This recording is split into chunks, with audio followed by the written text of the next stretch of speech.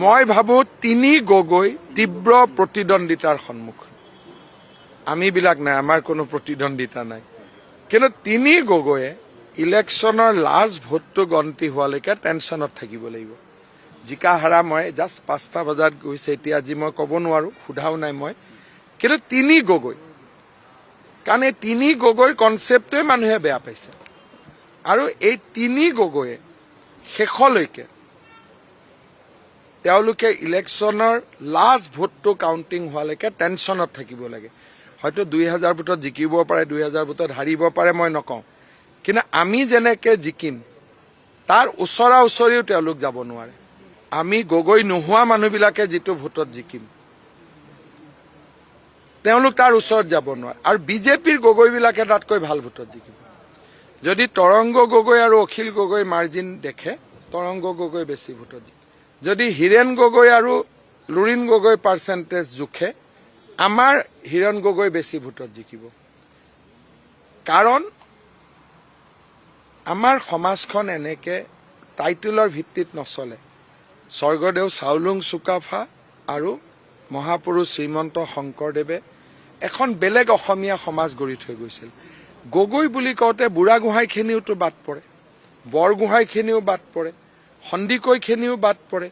গগৈ বুলি ক'লে ইভেন আহোমৰ মাজতো যেন এটা বিভাজন আনিব খুজিছে। গতিকে আপোনালোকে অলপমান ধৰক উৎসাহত থাকে কাৰণে তিনি গগৈ আপোনালোকৰ ভাল লাগে, কিন্তু মোক ইলেকশ্যন কেম্পেইনত প্ৰত্যেকগৰাকী আহোম মানুহে কৈছে যে এইটো তেওঁলোকে বেয়া কাম কৰি আছে। কাৰণ সুশান্ত বৰগোহাঁই, ময়ূৰ বৰগোহাঁই, তেওঁলোক কি আহোম মানুহ নহয় নেকি? এই যে এটা আপোনালোকে কালি যদি মই কৈ দিওঁ তিনি কলিতা, এইটোতো মানুহে ভাল নাপায়। তিনি শইকীয়া, এইটোতো মানুহে ভাল নাপায়। তিনি কোঁৱৰ, যদি কয় যে হয় এইবাৰ অসমত খিলঞ্জীয়া অসমীয়া তিনিজন লগ লাগিছে, তিনিজন পাহোৱাল আহোম লগ লাগিছে, এইটো এটা বেলেগ কথা। তিনিজন পাহোৱাল লাচিত লগ লাগিছে, এইটো বেলেগ কথা। তিনি গগৈটো কি কনচেপ্ট হ'ল এটা মোক বুজাই দিয়কচোন। গগৈ মানুহবিলাকে বেয়া পাই আছে, ভাই এইবিলাক কি কৰি আছ তহঁতি? সেইকাৰণে মই মোৰ মতেদি প্ৰতিদিন আৰু DYয়ে তিনি গগৈক ডুবাই দিলে এইবিলাক কৰি কৰি।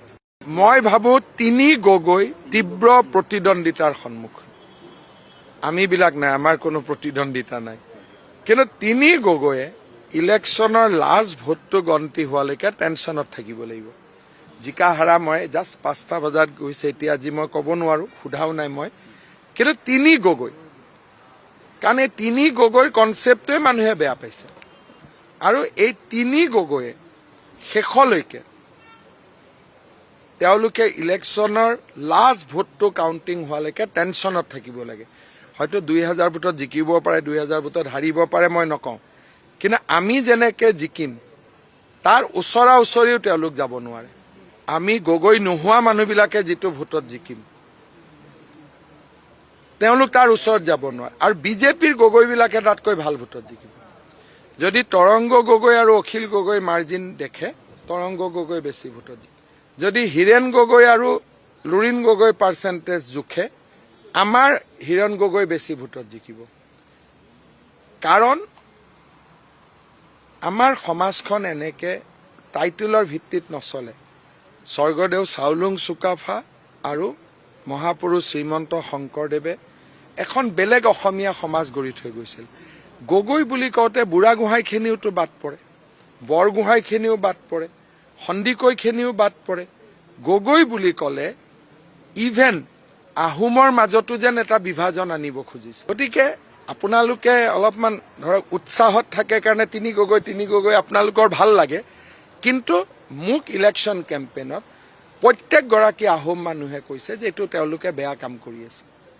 কাৰণ সুশান্ত বৰগোহাঁই, ময়ূৰ বৰগোহাঁই, তেওঁলোক কি আহোম মানুহ নহয় নেকি?